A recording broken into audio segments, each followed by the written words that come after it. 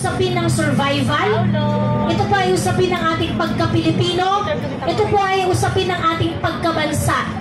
Huwag po nating tanggapin na gagawin lang tayong laro-laruan ng mga taong pinapasahod natin sa gobyerno.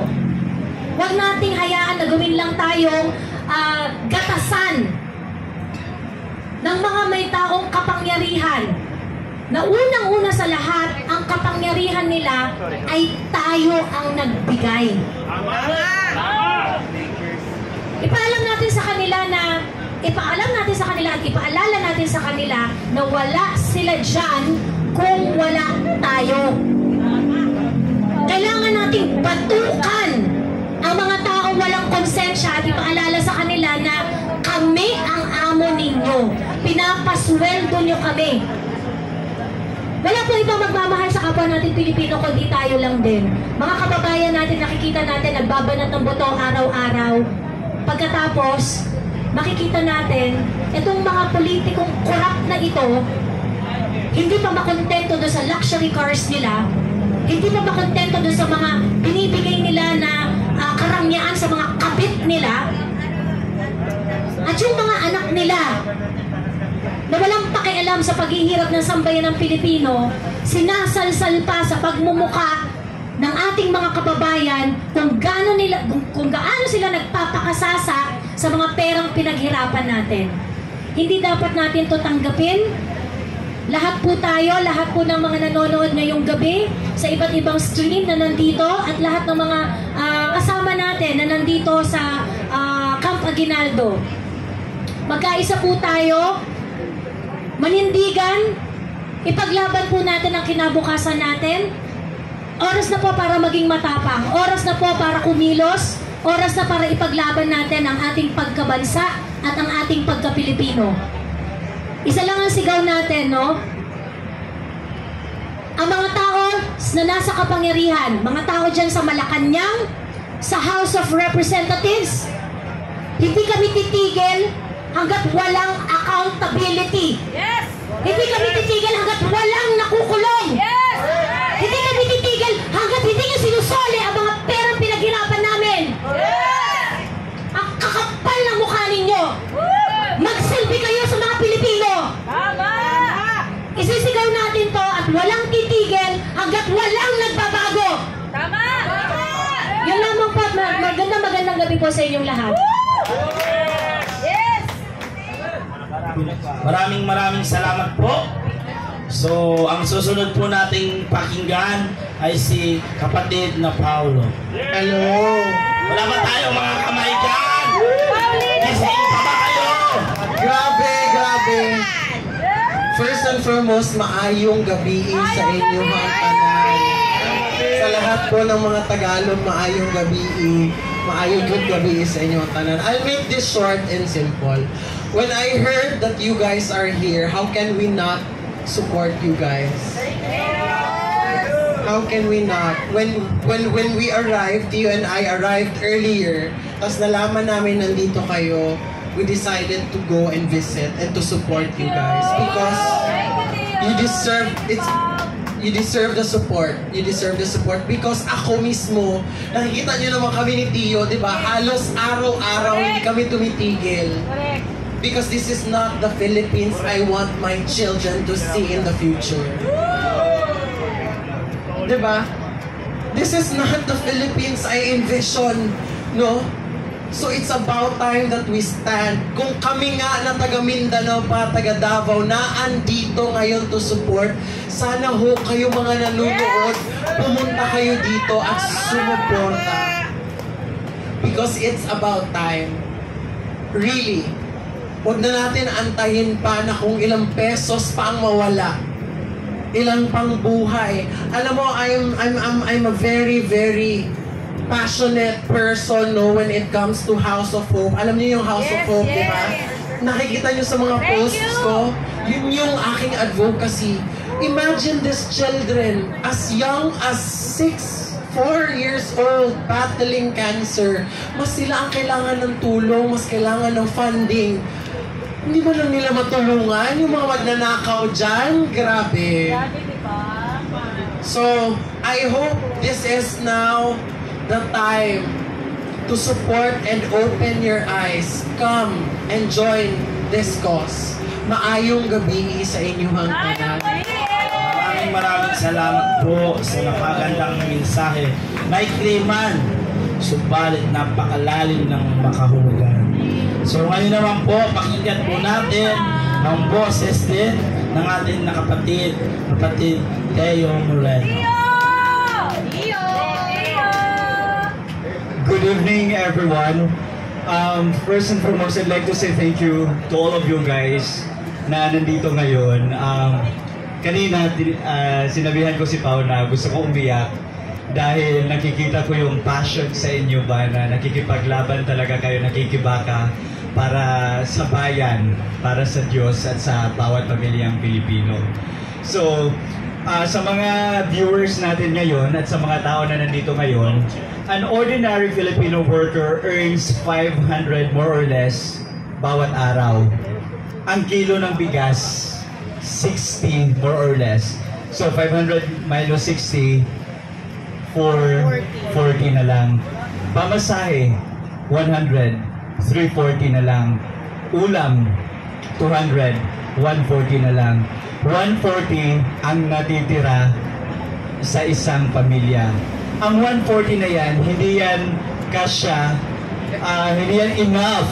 Paano ko nagre-rent? Oo, hindi yan enough para buhayin ang 3 anak na nag-aaral everyday or kung nagre-rent ka dahil wala kang sariling bahay. And alam nyo ba sa mga viewers na nanonood ngayon na kung ang ordinaryong Filipino na 8 to 10 hours nagtatrabaho araw-araw ay nag-earn lamang ng 500 more or less in a day, ang mga politiko po natin nag-earn ng millions a day. Dahil yan sa scheme of corruption na embedded na sa institution kung saan sila nagtatrabaho. Halimbawa, ang House of Representatives, di ba? Yung ginagawang investigation ngayon, hindi lang ano yan it's more of like a PR stunt to make it appear that this administration is doing something to combat the corruption that is currently crawling in our country. Pero if i-dig deeper natin kung ano talaga yung ganap within that investigation, it's more of pointing fingers, putting all the blame to those people na pwede nilang i-blame para sila ay magiging absuelto. At yan ang ginawa ni Martin Romualdez. As you can see, nag-resign siya in the middle of the anomalous flood control projects. And you know what, people? Resignation does not exonerate someone from criminal and civil liabilities. So dapat siyang managot. Dapat niyang sagutin ang taong bayan kung saan niya ginastos ang billions of money na ginawa niya sa BICAM, sa yung mga budget insertions na ginawa niya under his leadership sa House of Representatives. At kung sa nakikita ninyo ngayon, ang nangyayari is they are putting all the blame to the Dutertes. They are trying to link everything. For example, in the anomalous flood control projects, hinahanapan nila ng butas na ma-connect sa mga Duterte para doon sila na naman yung i-blame. Diba? Yan yung nangyayari ngayon. And ngayon kay VP Sara, yung mga contractors, they are trying to connect again the name of VP Sara sa mga contractors. Kasi nga, wala na silang ibang diversion. Gising na ang taong bayan. Ngunit, even if gising na ang taong bayan, nakikita din kasi natin gaano ka-abusive ang government natin ngayon. Say for example, ako, personal experience ko lang. I received 3 cases na I am one of those few people na legally harassed. Same with Joey. Dahil ang gusto nila ay tumahimik kami and maging complicit sa ginagawa nilang pambababoy sa pera ng taong bayan. At sa sinabi ko kanina sa speech ko, na ang ordinary Filipino citizen is earning 500 sa salary niya on a daily basis, may tax pa yan. And yung taxes natin, yan yung nagpapayaman sa mga politiko sa panahon ng Marcos administration. 500 peso is nothing compared to the billions of money pocketed by some politicians. And this is because we continue to tolerate the stream of corruption that has been embedded in every institution and agency na dito sa ating bansa, sa bansang Pilipinas. So ang panawagan ko lang sa taong bayan is to continue to raise our voices, because with our collective effort, we will be able to win this.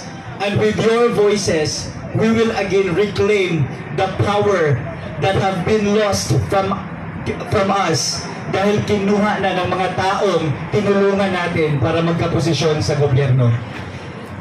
Malaking halimbawa po dito ay si Bongbong Marcos. For 35 years, di ba, ang mga Marcoses, grabe, kontra sila ng taong bayan. For 30 plus 35 years, hindi sila nakapwesto. Pero ibinalik natin sila sa kanilang posisyon in 2022 because we hope for a change. And ibang pagbabago pala yung nakikita natin. Mas masahol pa sa corruption under Pinoy and the previous administrations. So ang panawagan ko sa taong bayan is, huwag kayong matakot. May araw sila. There will be a day of reckoning. And there is God. God sees everything. And God sees the desires of our hearts. Thank you, and laban lang para sa Diyos, bayan at bawat pamilyang Pilipino. Thank you, everyone. Maraming salamat po, kapatid na Teo. Ngayon po, sa mga viewers po natin, sabi natin kanina, ito po ay ang kanilang mga saloobin at opinion. Pero po, tulad po ng sinasabi natin, dito po sa nilalabanan natin ngayon ay wala po kung sinong politiko ang ating sinusuportahan, kundi ang kailangan po natin ay magsama-sama tayo upang labanan at wakasan ang korupsyon nito. Ngayon po, dadako na po tayo sa susunod po nating magbigay ng kanyang mensahe, ang ating kapatid na Coco Loco.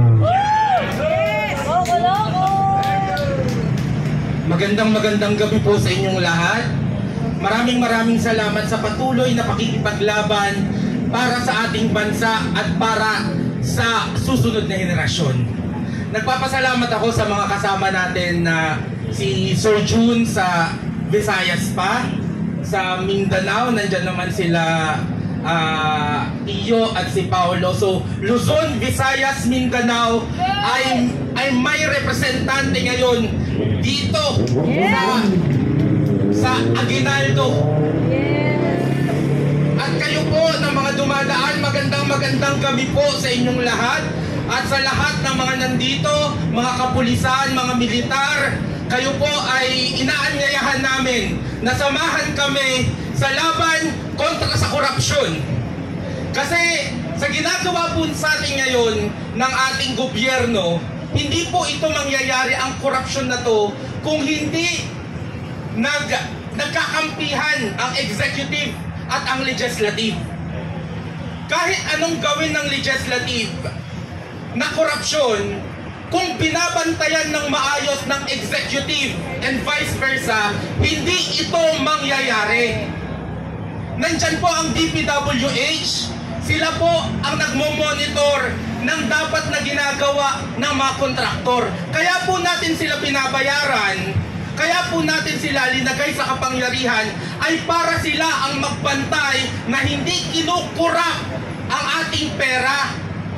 Binabayaran na natin sila para gawin ang trabaho nila. Ngayon, sila mismo ang gumagawa niyan, kaya nadodoble ang ating trabaho. Ngayon, kailangan natin silang bantayan na dapat sila ang gumagawa niyan. Mga kababayan, nung isang araw, may lumapit sa akin na 14 years old. Ang sabi sa akin, "Kuya, pwede bang sumali sa rally kahit bata pa?" 14 years old, sabi ko, "Nagpaalam ka ba sa magulang mo?" Sabi niya, "Kasi nakakagalit na." Nakakahiya po, nakakahiya talaga. na yung bata pa ang kailangan makipaglaban para sa ating mga matatanda. Mga bata pa ang gustong makipaglaban para sa karapatan nila. Dapat po tayong mga matatanda ang nakikipaglaban para sa karapatan ng kabataan. Dapat nakafocus sila sa pag-aaral. Ang problema, imbes na nag-aaral sila ng mabuti, ay kailangan nilang sumuong sa baha para lang makapag-aral.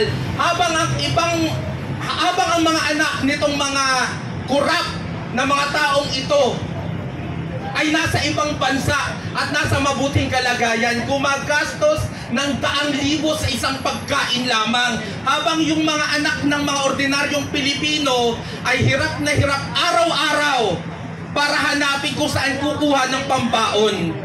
Ang mga anak, mga apo nyo po ang ninanakawan dito. Hindi pa man sila nakakatapos ng pag-aaral, ay lubog na sila sa utang, lubog pa sila sa baha. Mga kababayan, samahan po natin ang mga tao na nandito ngayon, na araw-araw ay nakikipaglaban para sa atin. Ang mga bansa po na nakita natin na nananalo sa laban sa korupsyon, Indonesia, Cambodia, South Korea, hindi po sila niligtas ng ibang bansa. Ang taga-Cambodia ang nagligtas po sa kanila laban sa korupsyon ay sila-sila rin. Ganon din ang mga taga-Indonesia, ganon din ang mga taga-South Korea.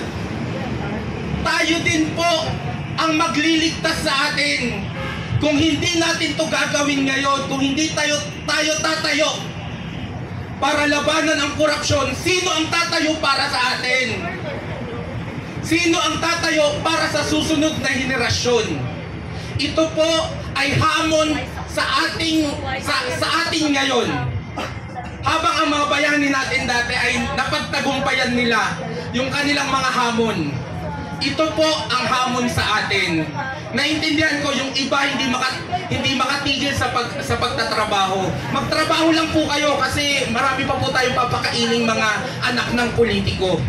'Di ba? Marami pa tayong ipapatayo na mga bahay ng politiko. Marami pa tayong bibilhin na mga sasakyan nila. Pero kung ayaw nyo nang magtrabaho para sa kanila, kasi ang nangyayari, sila dapat ang public servant eh.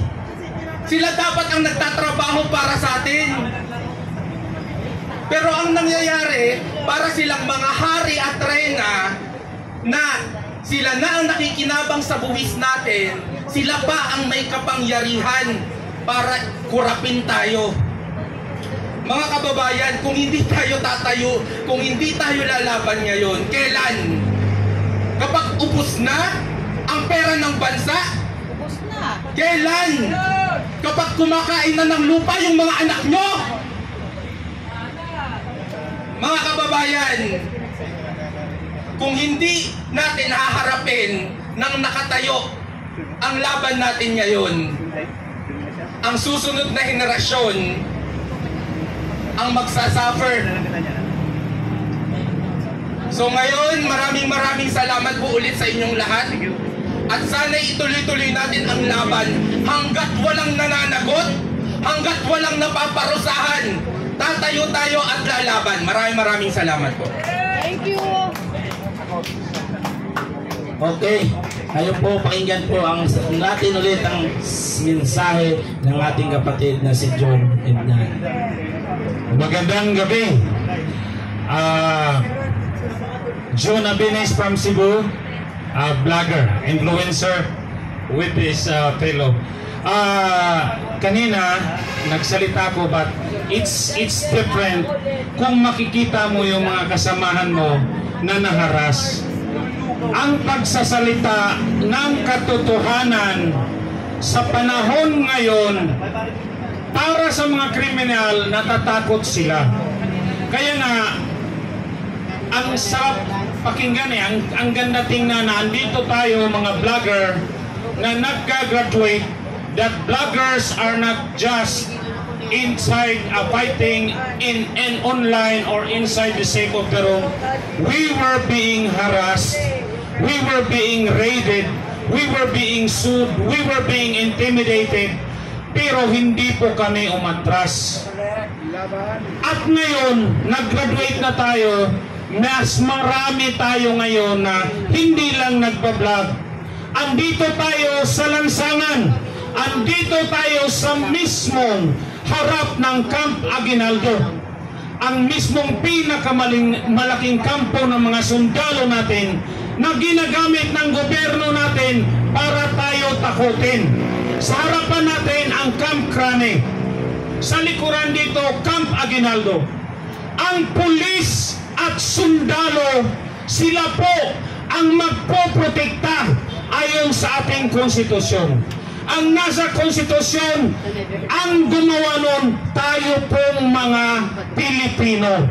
Hindi mga kongresista, hindi senador ang gumawa ng konstitusyon, kundi tayong mga Pilipino. Kung maalala pa natin, ang 1986 o 1987 Constitution was a result of a revolutionary government. Dahil pinasipa na po ang isa sa pinakakurakot na Marcos Sr. dahil pinagsamantalahan sa loob ng 2 dekada ang mga Pilipino. Subalit, nangyari na. Nabudol na tayo. Iba na ang teknolohiya ngayon. Meron na tayong mga cellphone. Pwede na tayong mag-usap anytime, anywhere in the world. Bakit di natin kayang magtipon-tipon? Bakit di natin kayang magkaisa kung meron tayong technology? Nagawa na po nating sipain ang ama na kawatan na Ferdinand Marcos. Bakit ngayon meron na tayong teknolohiya, meron pa tayong overwhelming support ng mga OFW? Bakit di natin kaya? Bakit ngayon meron na tayong mga retired generals, colonels, captains, lieutenants, men in uniform, and even our active policemen and military men already hinted they will side with the people because the evidence of theft, the evidence of criminality is overwhelming. Bumaba na sa pwesto si Tambaloslos. Kumbaga, nakakita ka na ng magnanakaw. Naghakot ng pera. Anong gagawin natin? Titingnan lang natin? It is the signal, it is the hint that they are guilty. Tumakbo na si Saldico. Bumaba na si Martin Romualdez. Nagsalita na ang mga retired military. Nag-hint na ang mga police, active police officers, active military men that they will side with the people. Ano ang inantay natin? Kunting push na lang. Ipakita natin na ang mga Pilipino nagkaisa at galit na galit sa mga kriminal at magnanakaw na nasa Malacanang, nasa Izoar at nasa Sine. Kaya ang sigaw natin, Marcos Romualdez kawatan! Marcos Romualdez kawatan! Marcos Romualdez kawatan! Bumaba ka, Marcos! Mag-resign ka! Dahil nagkaisa na kami, we are just tip of the iceberg. We will kick you out legally, all illegally, because we, the Filipino people, including the military and the armed forces, nakita namin na ang totoong kriminal at magnanakaw ay kayo. Huwag na tayong matakot sa legality. Alam na natin sino ang magnanakaw at galit na ang buong bayan. If the will of the people will be followed, hindi na sila tatagal na ng araw dyan.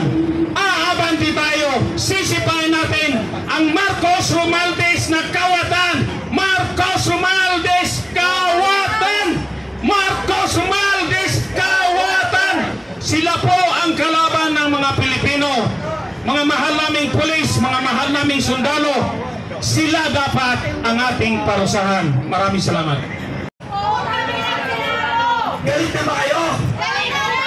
Bakit tayo nandito nananawagan tayo ng tulong kay General Bronner? Tama? Yun ang dahilan. Hindi ano pa man kaya tayo nandito.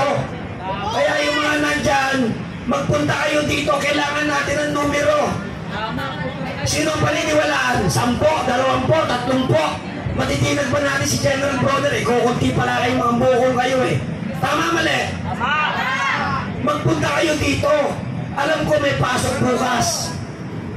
Pero hinihingi ng ating sambayanan, ng ating inang bayan, ng ating kabataan, ang inyong sakripisyo. Lumabas kayo.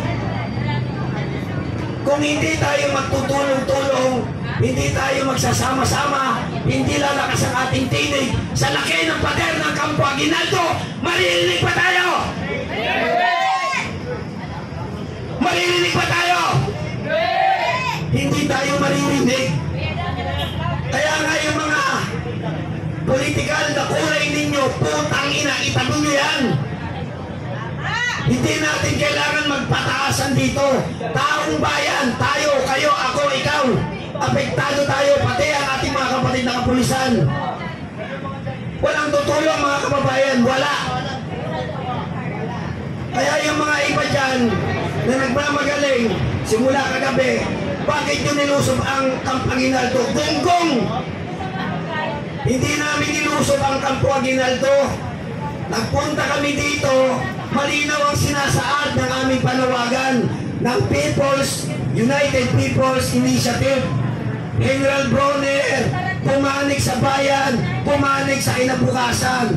Isa pa, General Bronner, it is time you support the call of the people. Nagmamakaawa tayo, taong bayan, tama? Wala na tayong maalalapitan. Mismong ang Supreme Court, mukhang mga duwag na rin. Sapagkat hanggang ngayon, indefinite, hanggang 2025 na alam naman natin, napakaraming inilagay na putang inang insertions, hanggang ngayon hindi dinidinig. Ang COMELEC, talo na si Abante, tama? Bakit putang inang nakaupo yung Abante na putang inang yan? Inampo ng Kongreso. Ang Gabriela, talo, tama? Ang Duterte Party List, panalo, tama? Bakit putang inang komunista ang ipinalit? Hindi Duterte Party List na alam naman natin neutral at para sa kabataan, para sa taong bayan. Bakit komunista ang ipinalit? Lahat ng saray ng gobyerno, wala na tayong mapili, wala na tayong maitangi. Sagutin niyo ako ng malakas. Sagutin niyo ako ng malakas. Ang ehekutibo ba ay kurap? Magnanakaw! Ang judiciary ba ay walang pakialam? Wala! E paano yung Kongreso? Anong meron na doon? Magnanakaw! Ulit, anong meron na doon? Magnanakaw! Putang ina nyo, huwag nyo kaming gaguhin. Ang ipinalit nyo kay Tambaloslo, si Boji D, isang land grabber at isa rin mukhang pera. Isang mandambong galing sa pamilya ng dinastiya, si Boji D. Sino ginagago yung mga putang ina nyo? Ginagago ba tayo? Ginagago ba tayo? Bakit nandiyan pa rin kayo nanunood? Hindi kayo magpunta rito. Punta na kayo. Hindi natin inaaway ang kasundaluhan, lalo na ang ating Chief of Staff. Nandito tayo. Gusto nating iparamdam na hirap na tayo. Galit na ang taong bayan. Pero umiiyak na lang tayo sa ngit-ngit. Wala tayong magawa, putang inang gobyerno to, tama? Sino ang tutulong sa atin? Sabi ng konstitusyon, ang Armed Forces of the Philippines shall protect its citizens, protect the people, protect the state. Tama? Tingnan ninyo yung mga kapulisan natin, mga kapatid. Tayo lang ang nagkakandak ng mga pagpupulong na wala silang hawak na kalasag. Bakit? Alam nila, hindi nila tayo kalaban. Tama? Sino ang kalaban? Ang magnanakaw! Ang magnanakaw! Ilang doble meron ang pader ng Campo Aguinaldo at gaano kalakas na tatagos ang ating tinig para pakinggan tayo ng ating mahal na general. Taong bayan, kailangan namin kayo. Gusto niyo bang matapos ang taon na to na ginagago tayo? Hindi! Gusto niyo bang matapos ang taon na to na inuulol tayo sa investigasyon sa Kongreso? Hindi! Gusto niyo bang matapos ang taon na to na pinapaikot pa rin tayo ng putang inang gobyerno? Hindi! Sino ang tutulong? Sabay-sabay! Tawagin natin! General Ronel! Isa pa! General Ronel! Lakasan! General Ronel! Halika na po kayo! Nagsusumbong kami sa inyo. Hindi kami nandito para guluhin ang Kampo Aguinaldo. Wala nang matakbuhan ng bayan eh. Ang Supreme Court, mukhang tuwag na rin at pahagang buntot. Ilang beses na hanggang ngayon, hanggang 2025, ay hindi dinidinig ang mahalikapan, ang PhilHealth funds, at kung ano-ano pang mga pera, napakaraming pera. Putang ina, ninakaw na. Papayag pa ba tayong ganon? Hindi! Ilabas yun, litit nyo sa leeg. Papayag pa ba tayong ganon? Hindi! Huwag tayong pumayag. Kaya yung matatapang dyan sa social media, samahan nyo kami dito. Ang kailangan nila, maipakita natin na tunay ang bansang Pilipino, iyak na, sakit na. Eh kung sasampu tayo dito, sino maniniwala sa atin? Meron ba? Wala! Lumabas kayo! Yan ang tanging solusyon. Nandito kami, 5 araw na kami, hindi kami nagrereklamo, pero ang ginagawa namin para din sa taong bayan, para sa inyo. Pero kayo, nandyan kayo sa social media, puro lang kayong tapang, wala naman kayong magawa. Kung ganito ang mangyayari sa ating bayan, kung walang natitirang matapang na Pilipinong lalaban, putang ina, matulog na lang tayo pare-pareha. Sama?